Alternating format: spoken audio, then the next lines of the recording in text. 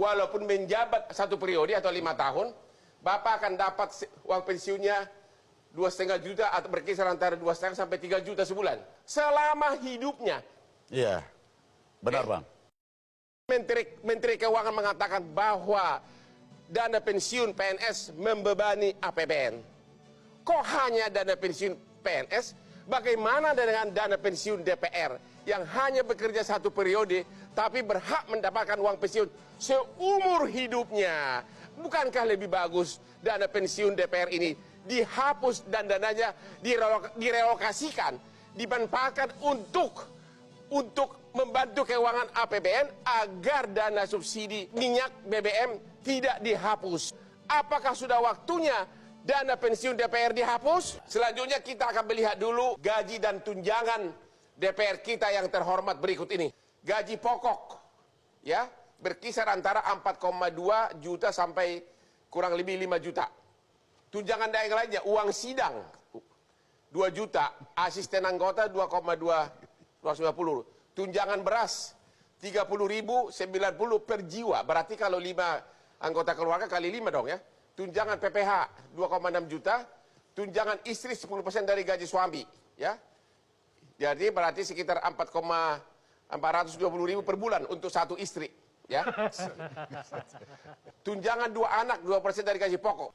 Tunjangan jabatan anggota DPR hingga ketua DPR berkisar antara 9,7 juta sampai dengan 18 juta, hampir 19 juta sebulan.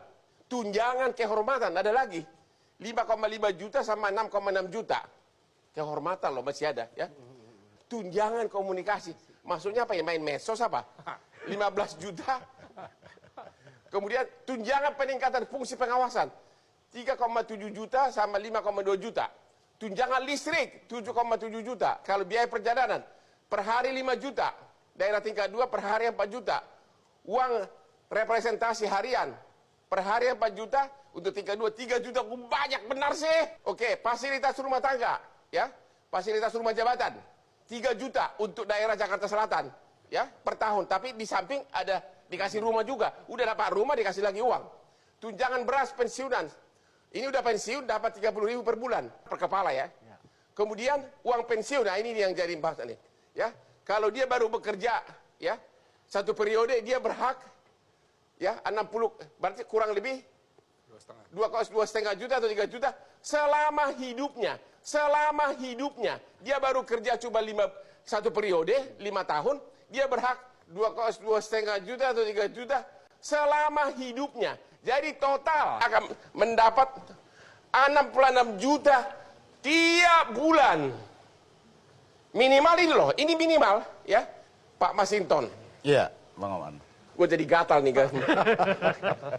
Ini benar bahwa Bapak tiap bulan rata-rata terima 66 juta sebulan? Iya, sebelum potong pajak PPH dan PPN. Oh begitu? Ya. Tiap bulan itu? Iya. Oke, sekarang kita mau sorot dulu mengenai uang pensiun.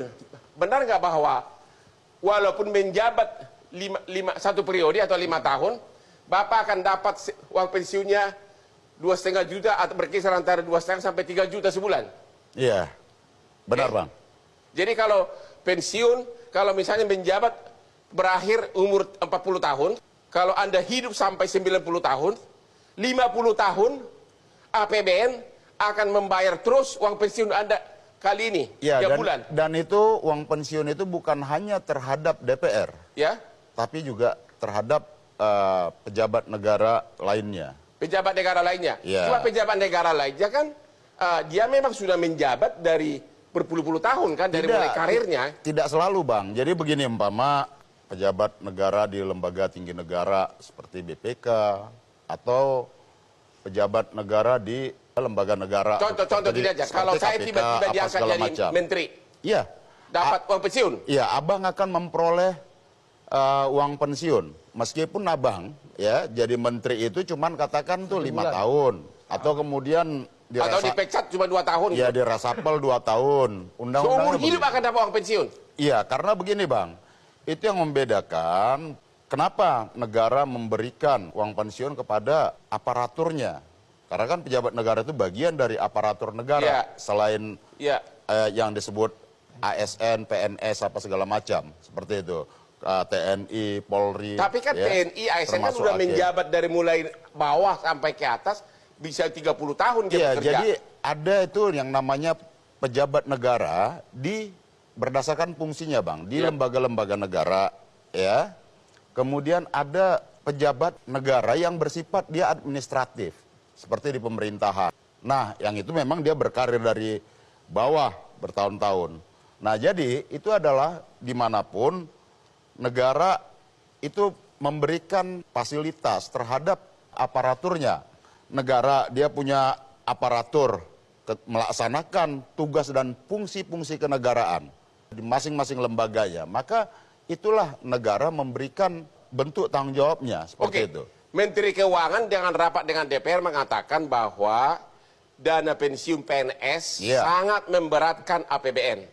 Emang pensiun DPR tidak membebani APBN? Ya tentu semua kan bersumber dari APBN. Membebani? Kalau menurut saya begini, Bang, pensiun itu dianggap membebani keuangan negara, Ya. ya boleh semuanya dikoreksi gitu ya. Jadi Anda setuju hapus saja gitu? Ya, jangan hanya PNS. Ya. Ya, tapi juga lembaga pejabat-pejabat negara yang juga menerima pensiun tadi. Menurut saya harus diberlakukan sama. Oke, Pak Karena Andre. ini bagian dari aparatur negara.